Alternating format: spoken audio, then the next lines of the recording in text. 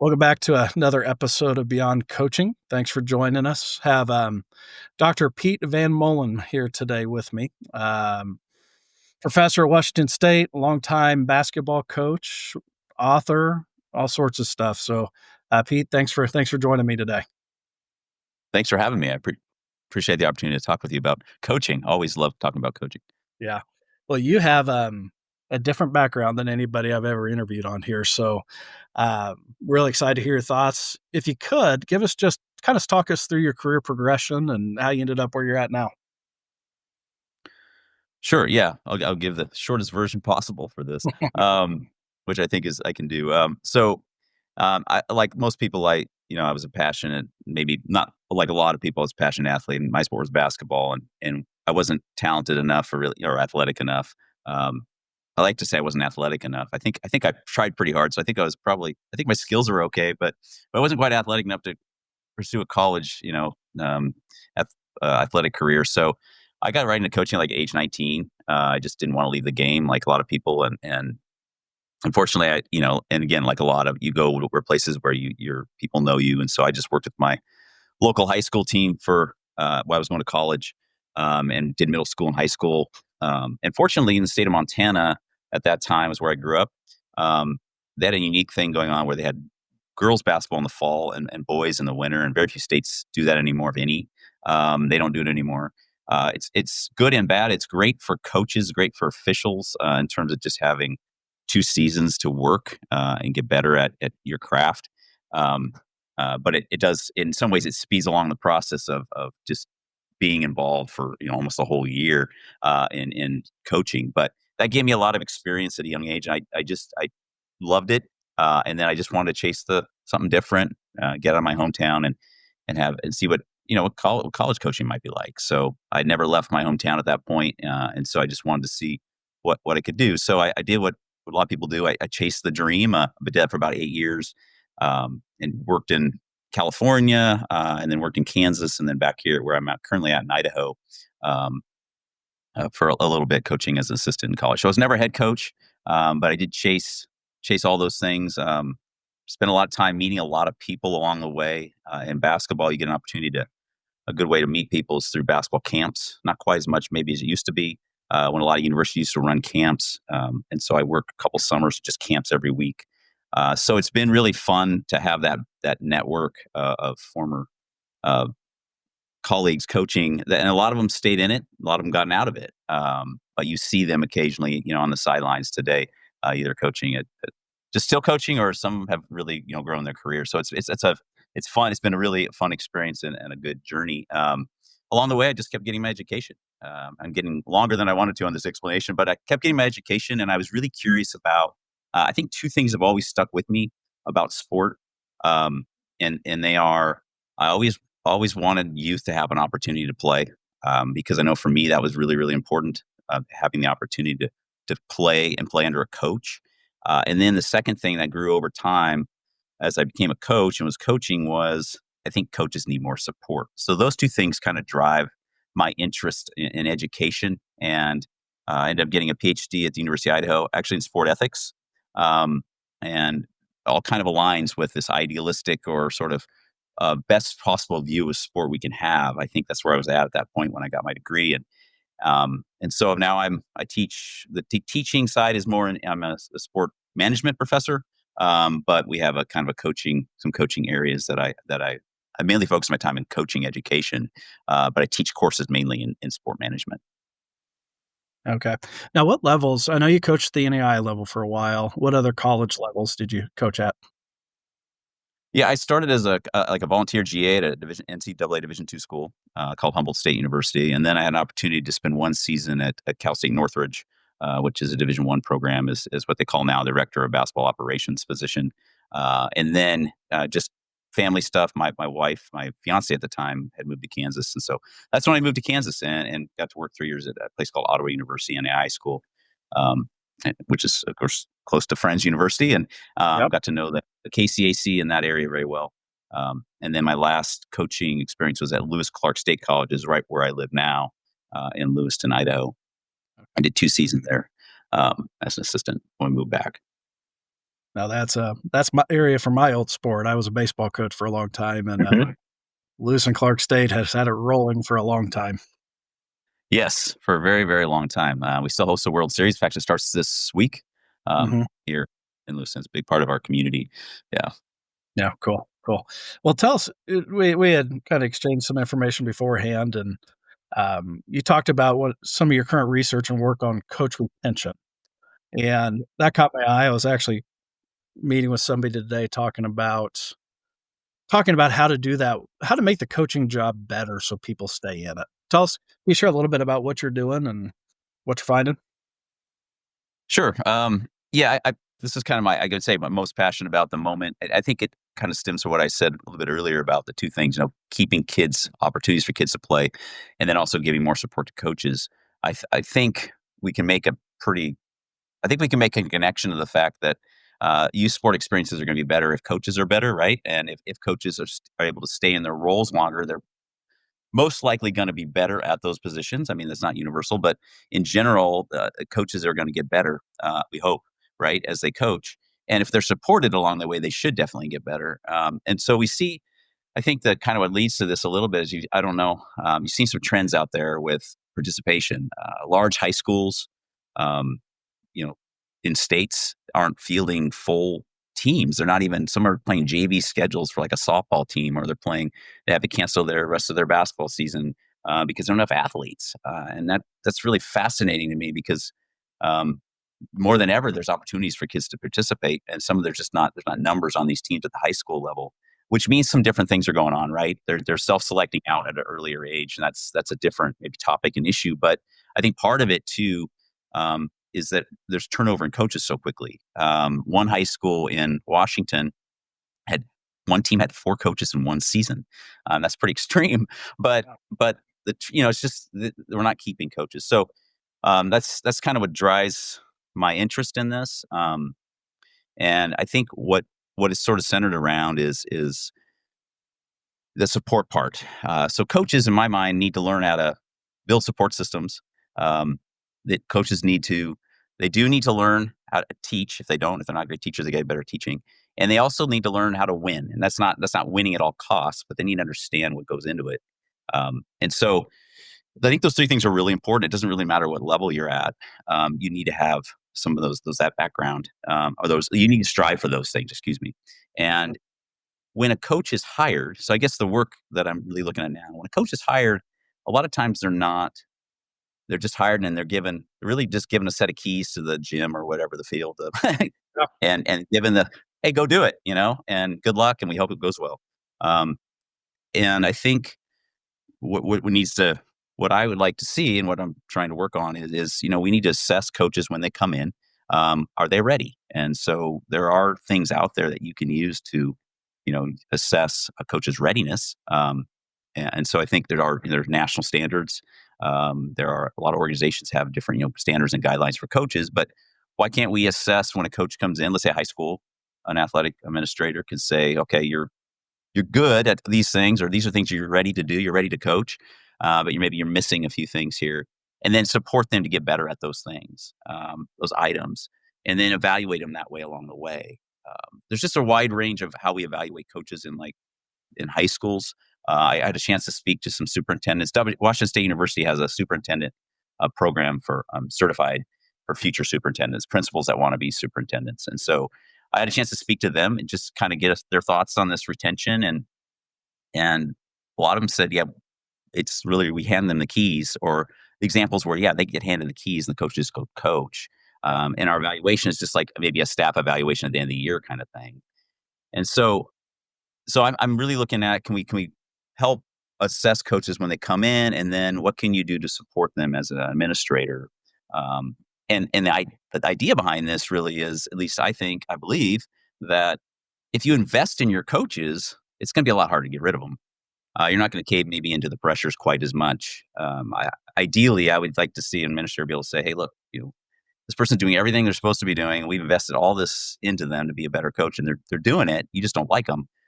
we're not getting rid of them, kind of thing. And I know that's why I hope we can get to where administration can feel more comfortable, because I think if you invest in people, it's harder to get rid of them.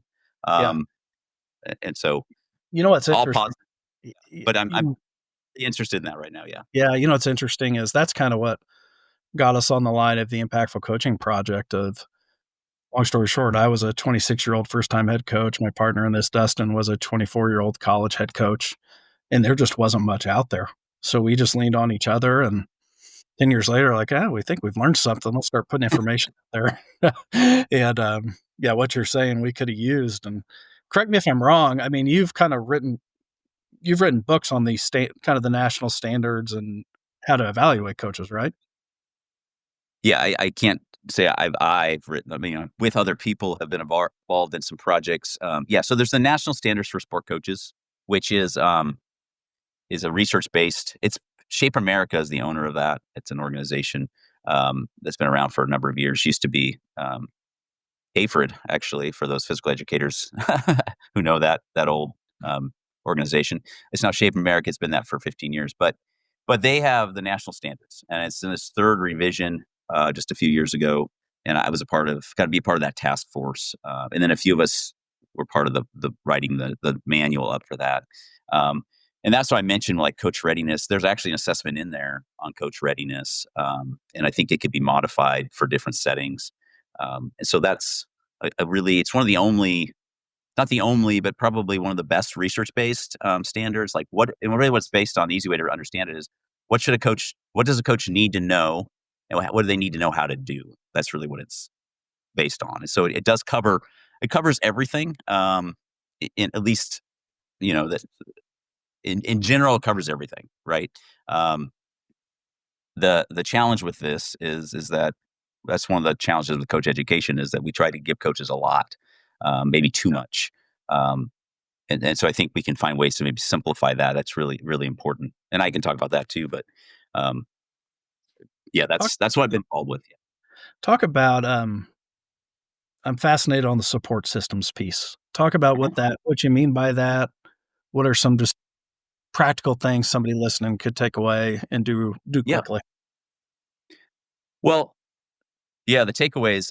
So like for coaches, I advocate that I think that coaches can be proactive in building those support systems. When I say support systems, so it's with your own athletes, right? And then it's also with your coaching staff, if you have a staff. It's also with your peers in coaching, maybe other teams, your coaches within your organization, if it's a athletic department. Um, then it's all those things. It's community. It's your bosses, your administrators. So really all those things. I think there's things that coaches can do. Some are just common communication strategies, right? Or just being responsive would be one. Just one simple example would be like just being responsive to individuals that you're working with, right? If another coach contacts you, you respond to them, right? And so just building this respect and responsibility that way, I think that's a simple one. But the athlete part is really where there's been a lot of research on coach athlete relationships and the power of that. And I'm sure a lot of people talk to that, and there's a lot of information out there. And mostly, if you talk to athletes who have good experience with coaches, they have some sort of connection, right, with their Mhm. coach. And so I throw that under that category. Like you're building a support system, you need to connect with your athletes in the way that matches who you are, being authentic, and so there's a variety of strategies to do that. But I mean, it's simply getting to know them. I mean, that's the easy way. What are they interested in? What do they like to do? Why are they there? I always like to say, why are they there? Um, I teach a lot of students. I'm not in coaching, but I'm in teaching, and I err on this. And sometimes, late in the semester, or maybe this next semester, I'll see the student or something, and they'll tell me something. I'm like, I should have known that before. I should have known. I should have known a little more um, about this student earlier. Like, why are they doing this degree? In my case, but why are they playing this sport? I think we just think that they're all going for the same thing, right? But they're not. Mhm. Uh, so that's just one simple thing. I mean, there's a lot of other things too. Yeah, I was, talking to somebody yesterday, and I think this goes to kind of the relationships of coaches to coach, but, it was actually an administrator from another school, having the exact same issues that we have. And I look at them, I'm like, man, they're doing it well. And under the hood, it's messy. And I found here getting coaches, I think we're there now. It took a while to get there, of coaches being transparent with each other of, yeah, I'm struggling, or here's what I'm struggling with. Is that a foundation for support systems when you're looking coach to coach? In terms of looking for, that support, it's how you're talking about in terms of like Yeah. mental kind of. Yeah, I do think that there's a really good example. I've had a chance to go and experience this, and then I wrote about it. And there's a basketball camp it's now currently in Iowa called Snow Valley, Iowa Basketball School. And it's a traditional old school basketball camp. And I say old school, it's kids come from all over. They're not with their teams. They might come with kids from their teams, but they're not coming with a coach. They're coming as individuals. And then coaches come and teach, and they come as individuals. They don't bring their teams. Again, they might bring a few kids from their high school or something, but they come from all over. And so you have this melting pot of coaches and athletes. And it's a support system. And why it's a support system for the coaches is that the way that camps run is that younger coaches are often paired with older coaches, or more experienced coaches with less experienced coaches, a better way to say it. And they do what they call clinics. And so they'll have the experienced coach lead a clinic, the other coaches will watch, and then those other coaches act like assistant coaches, will, assist the athletes and that person running the clinic and teaching that particular skill for that day. And then they'll actually talk about it afterward, and they'll get some feedback on their teaching. Um, and they'll ask, they can talk about how it went, and then they'll flip it at some point. If the younger, less experienced person is ready, they'll flip it and let them lead a session. And then, of course, in front of more experienced coaches, they will then will get feedback from those coaches. And so that builds a support system because, one, they're going through this experience together. It's no different than working with a group of coaches over a period of time. You're going to develop that support. But what reason I bring this example up is that some of the individuals involved, have that experience. They go back and they coach their team, whether it's in California, another one's in New York, another one's in Iowa or whatever. And they would have, like, the one guy told me, yeah, I had a rough season, and I didn't know. And he just reached out to his Snow Valley friends, and that's what he did. Mm. And because he had such good connections with them. So that's just one example. Can you find support systems? Can you develop those through, do you have a Snow Valley place you can go? Do you have there's different ways to do that for different sports. But I think that peer-to-peer support is so important in coaching, as those who have coached really know. Yeah, that makes sense. Let's jump to teach, and I'm going to lead with my opinion here. I coached a year and a half at the high school level, and then about Mhm. a decade at the college level. I took about 2 semesters of education courses in college, and regret quitting now that I'm in AD. When I look at it, there is such a gap at the college level of coaches that know how to teach.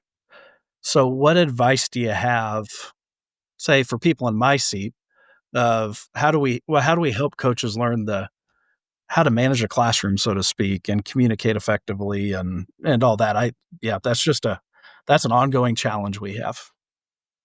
It is. Yeah. Yeah, you hit it right on the head. I mean, I'll back up just a second on yeah, that's one of those things I mentioned, the power. You have to know how to teach. I think to stay in coaching, coach retention, I think one of the best things a coach can do is learn how to teach. Mhm. Because athletes want to know you're going to help them get better. Um, and if you can't help them get better, again, you're not as important to them, and you're not going to be as important Yeah. your program. So I think that's the selling point, to me, to help people realize that, because we don't require, and as it was where you're aware, I mean, we don't require coaches to necessarily have any kind of specific training, um, that we require, you know, people who teach in K-12 to have, or something. So they're not necessarily going through that background information, and having a chance to really think about what it means to teach, and to recognize the differences between athletes or students. Um, and so, as you know, in learning, we get that information in our to align with what we're practicing. And if you're just doing it, you're just kind of, it's a lot of trial and error. Mhm. I think what we're seeing is those that are good at it are either doing it they're self driven to learn to teach, or they're under somebody who's a good teacher. Yeah. Is that apprenticeship model? That's probably what is really what we're operating under. Unfortunately, there's a lot of middle school, high school coaches out there in rural communities, even in bigger cities, et cetera, that don't have that model or don't have that. So, I mean, you're kind of set up to fail a little bit, I think, if you don't have that. So, the answer is pretty is I think the answer is sort of simple, but it's like how do we do it? It's a little more complex, Yeah. um, without requiring it. It's hard to acquire something, right? When there's no, I mean, you're paying somebody anywhere from $3,000, $7,000 stipend, something like that. I mean, to coach a high school team. I mean, Mhm. are they going to? How much training are they going to pay for? I mean, so I guess in our perception of I think is still grounded in I was an athlete, I can coach, or anybody can kind of coach, kind of thing. I don't know. We do hand those keys over to a lot of people pretty quickly without really any kind of certification or experience.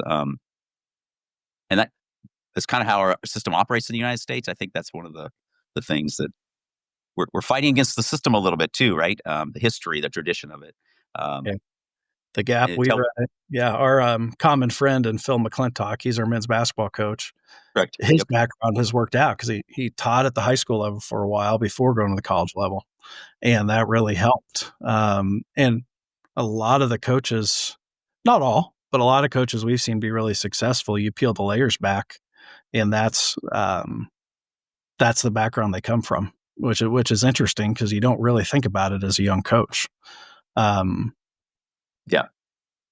so what advice do you have for ADs like me that need to help people learn how to teach? And I can't go teach how to teach. Well, probably not what you would want to hear, but I think that goes back to the assessment. I think in some ways, Yeah. if you're hiring and you have the option, it can be part of that assessment. Like, what kind of background do they have in teaching? Can you evaluate? Do you have some sort of evaluation to know what they have coming in? Because I mean, if it's close, you don't want to hire the person that knows how to teach a little better. I mean, if that there's a lot of elements that go into coaching, especially college level too, that don't require teaching that you need. Um, and of course, you could hire, I guess, assistants that can teach if you need to. But I do. There are so many resources out there. I think that's the thing. Coaching's full of resources, even though there's not like a standard process for everybody to go through. There's so many resources available by every organization that has a sport. Whether it's soccer, baseball, football, volleyball, they all have associations that have Mhm. endless. It's almost harder to decide what to use than to not have those things. I think, you can give them access to them. I think this is where the deliberate support for the administrator could be. What are the best resources for this sport, or what is the best organization trying to figure that out, and maybe they don't know. Maybe they're not a part of it.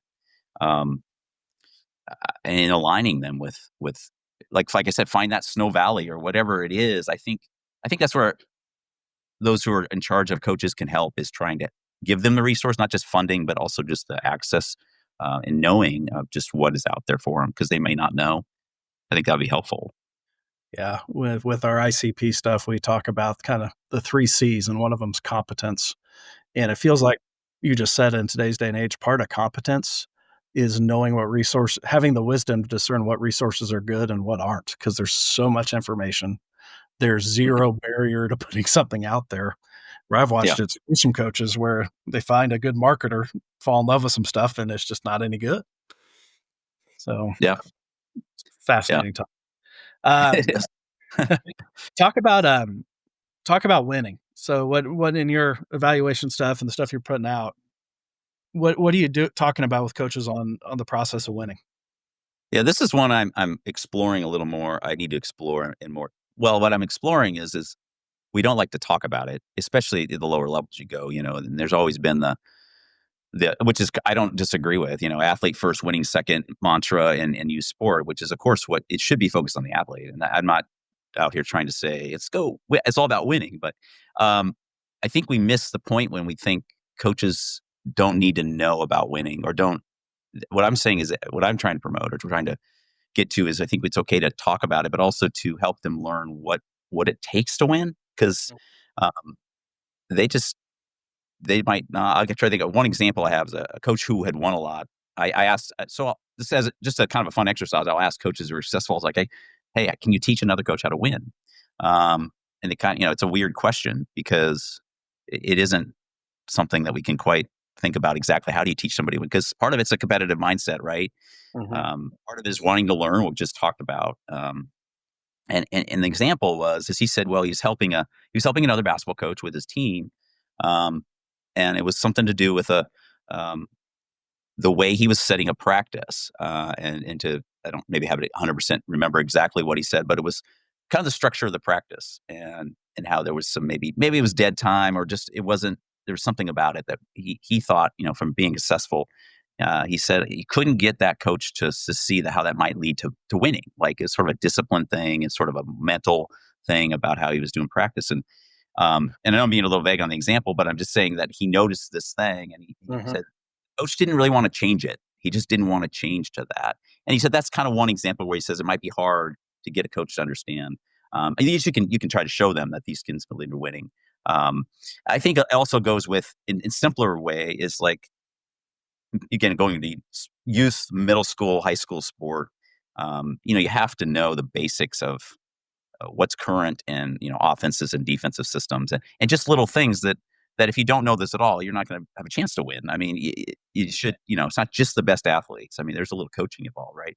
And so I think that's kind of it's sort of just a way to let's talk about it. How can we prepare a coach? Because, and the reason behind my wording of that is that you don't keep your job.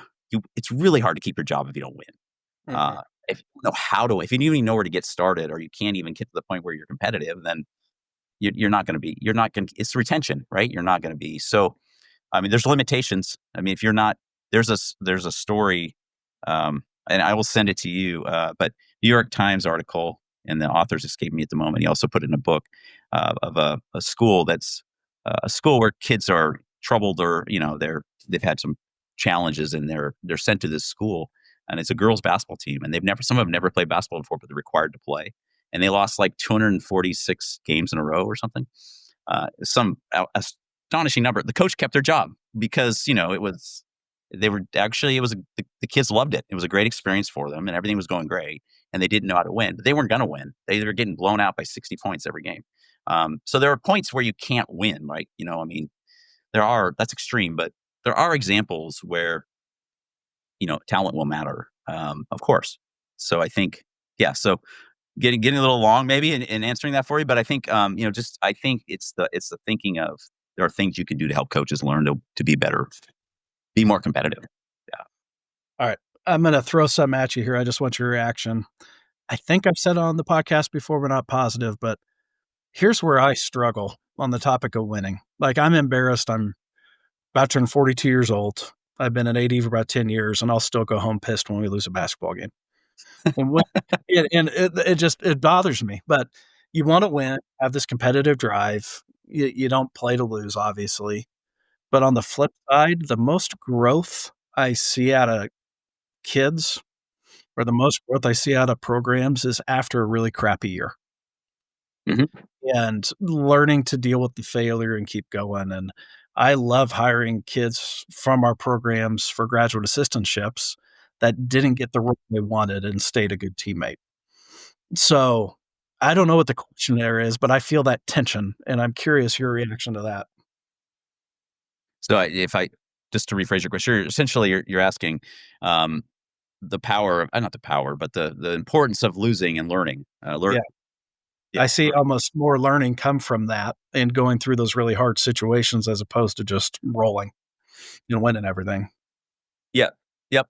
A lot of coaches will speak to so I'll just kind of go to some I've had a chance to work with different coaches and related to retention, I've always looked at coaches who have been, coaching for a long time and they'll always speak to a season um that was not their most successful season in terms of wins and losses. Almost always we'll talk about some team that was 500 or even under 500 as even one of the most enjoyable seasons they've had and where they learned the most just as a coach. And so that's a little bit different than the athlete part, but we do know that something doesn't go, I mean, just in general, when something doesn't go well, if you're competitive at all, you're going to want to get better.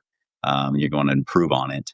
And so you have to have those challenges, and coaches have to provide those challenges. If you have a really um, dominant team, that's the other thing. Coaches will try to find ways to create challenge, right, or create conflict. I guess that'd be a good place to be if you're having to create conflict because you're not losing. But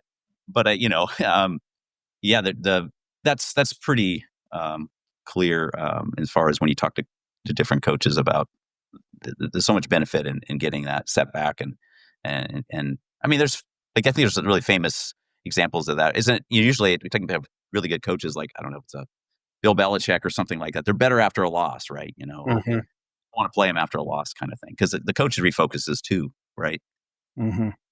Yeah. It's funny. It's funny you said that. That just triggered a friend of mine works at a Power Five where they have one of the biggest time football coaches you can think of, and I was asking him about him one day, and he goes, "What makes that guy good is if there's not a mount to climb, he's going to make one up." Mhm. It in his mind. And that I hear that a little bit in what you're saying. Um, cool. Well, as we wrap up here, I want to do two things. One, I want to give you a chance to talk about your books and then also your website. Tell everybody about those. And then we always end with a rapid fire round of a couple questions. Sounds good. Um, so you talk about your website. You published a couple books. Just what do you want to share with everybody?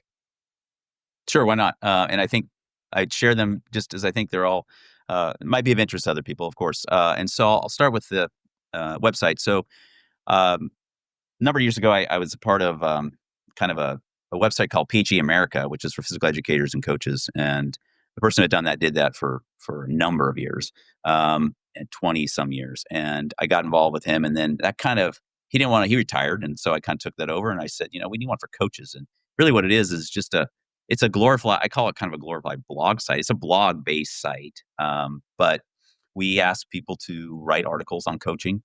Usually, it's either people who manage coaches, like administrators, or coaches who are coaching, or people who study, coach educators, or people working who study sports but study coaching.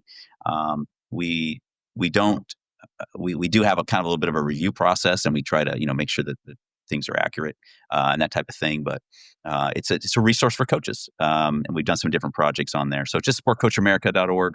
Um, so yeah, it's just a fun project. Gives a lot of people some space to share, and it's hard to find places to share coaching Mhm, content. We do a little bit of video stuff on there. It's mostly text, but it's hard to find places to share this type of content freely. Like there's no charge or anything, right? No one's paying for anything. So it's really just kind of a passion thing, and I like providing that. So Sport Coach America, a lot of fun with that, and then yeah, I've always enjoyed putting together content, and hopefully it can be helpful for coaches. I was involved in that National Standards for Sport Coaches. We did put together that booklet, and then from that, one of the co-authors, Lori Gano Overway, and I wrote another book called "To Be a Better Coach," which really follows kind of how to apply those standards. Although it's not directly connected, we couldn't do that from a publishing side of things, but it really does follow kind of the standards and how to apply those. And that's again for youth sport, but it's youth meaning 6 through 18. So high school is included in that context. And then, yeah, then I just, a guy by the name of Don Showalter, who's a coach in Iowa for 42 years as a high school coach. And along the way, he built up his career where he was working with um, future NBA players. He's a basketball coach and is working with future NBA players with USA Basketball. And he ended up being the junior national team coach. So he's working with the 16, 17, 18, or sorry, 15, 16, 17 year olds. And junior national team, he won 10 gold medals doing that. And I thought I had met him and actually when I was in Kansas, and I just wanted to pick his brain on some coaching topics, and it turned into a book eventually because I just learned so much about his story. And I thought it was interesting for people to think, how can you go from living in literally, I mean, we're talking very small town, rural coach in Iowa, to, coaching kids who barely have time to come to practice because they got to make sure they get the farming done, to then working with NBA, future athletes. And what's so unique about him, I'll just give a little plug for that, I guess, if you're interested in the story, is that I mean, he's an elementary school, going back to teaching, he's an elementary school teacher, or PE teacher, physical education teacher. He learned that was his, first job. First jobs or jobs were in that, one of those was in that area. And so he had that training. He can walk into a gym, I like to say, he can walk into a gym with elementary school kids and teach basketball fundamentals, and then walk next door to another gym with, these high level elite, maybe future NBA, and teach basketball skills. And both groups will learn and listen to him. And so I think it's a really amazing thing. So it became about cornfields to gold medals. Just a wonderful individual. He's on a lot of podcasts. He's still out doing things. He travels the world, gives clinics. He's still very visible. You can catch, if you just look up his name, you can probably learn from him. He's on a lot of podcasts and gives a lot of insight. So, Gotcha. Very cool. And I assume people can just go on to Amazon and buy that. yeah, just go. Yeah, it's easy way. Just Cool. find it. Cornfields to gold medals. Well, I have not read it. I'll check it out. All right. Yeah. Okay. Rapid fire round and we'll wrap up. So you have no longer than 30 seconds to answer any of these questions. Okay. So ready? Got it. So what is one book that has greatly influenced your life? I think I got the title right. 7 Habits of Highly Effective People. Covey Gotcha. book. Yep. Yeah. How do you define success in your work? Great question. When I feel like when I know that I've made a difference is when I think I would say that. Yep. That makes sense to me. Share about one failure that you think might have set you up for later success or later opportunities. Oh gosh, there's a lot of them. I was kind of a workaholic. In terms of, when I was a coach, I just wanted to do the coaching stuff and all that. I'm not a real social person that way either. More introverted, I think. So, my biggest mistake I made early on sometimes is I wouldn't go for beers, or I'd skip a lunch or something. And I learned that probably missed some opportunities there. Yeah. Mm-hmm. Gotcha. Yeah. And Yeah. last one, I'll say it twice because it's a little wordy. In the last 5 years, what new belief, behavior, or habit has most improved your life? So in the last 5 years, what new belief, behavior, or habit has most improved your life?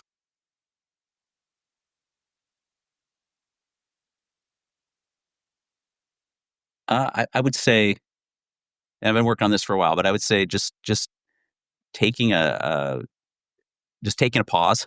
Sometimes it doesn't matter how much you have going on. It doesn't matter what it is, how stressful it seems. Just doing something else for whatever long that is or whatever it needs to be. That would be yeah. Just take a pause, whether it's eat lunch or just go for a walk, whatever. Yep. Even if you don't think you have time. Yep. Mm-hmm. Very good. Cool. Well, Pete, thanks so much for the conversation. There's a lot of good stuff in here. Thanks for letting me talk about it. Yeah. So we'll put your info in the show notes so people can reach out to you. But I think the work you're doing is important. So appreciate what you're doing. No, you too. I think this is great. I've enjoyed following the Impactful Coaching Project. So keep it up. Yeah. Great. Thanks. Have a great day. Yeah, you too. Thank you for listening to another episode of Beyond Coaching.